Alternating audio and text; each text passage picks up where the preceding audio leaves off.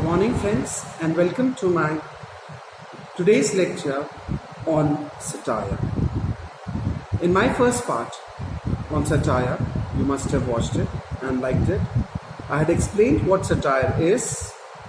Basically, satire is a literary genre, or as satire is a literary work holding up human vices and follies to ridicule or to scorn, but only those follies and vices which are corrigible or which can be corrected.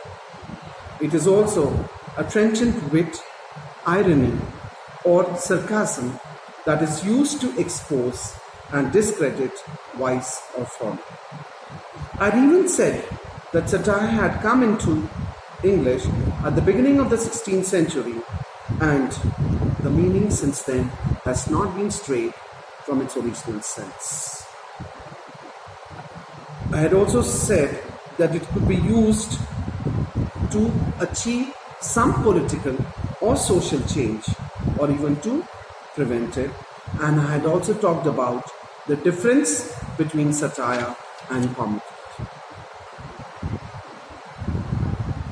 What we found was the distinction between the comic and the satire was a very sharp one and at its extreme, as I had ended up.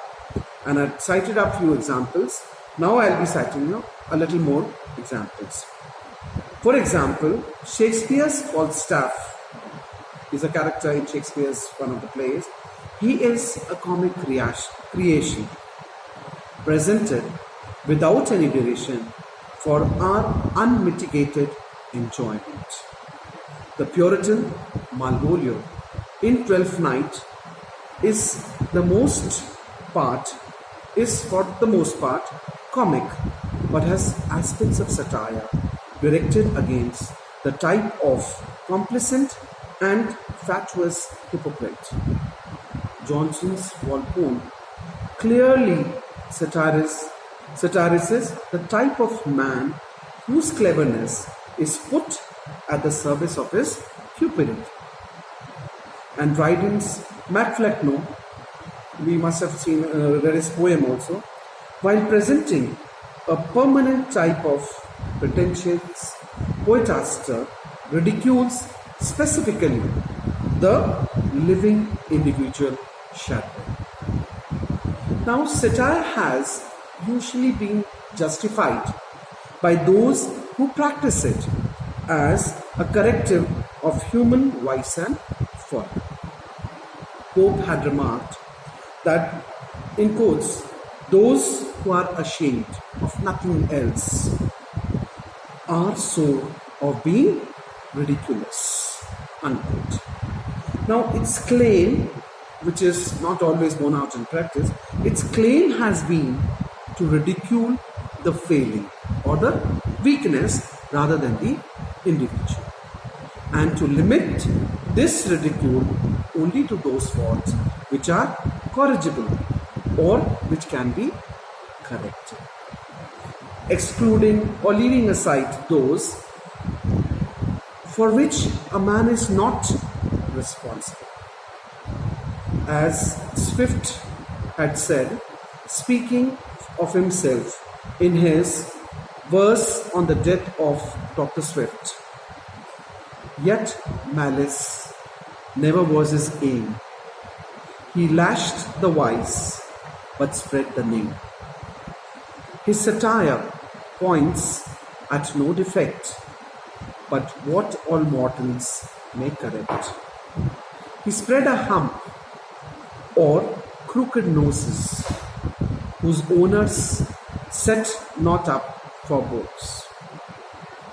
Satire occurs as an incidental element in many words whose overall form is not satiric. In a certain character or situation, or interpolated passages of ironic commentary, or some aspect of the human condition or the contemporary milieu.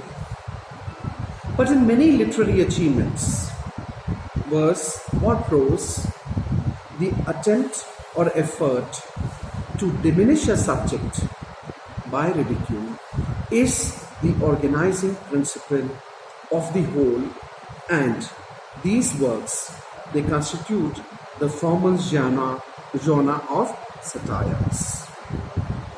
Now, while discussing the various kinds of writings of this genre, it would be useful to distinguish the two types of satires, that is direct and indirect.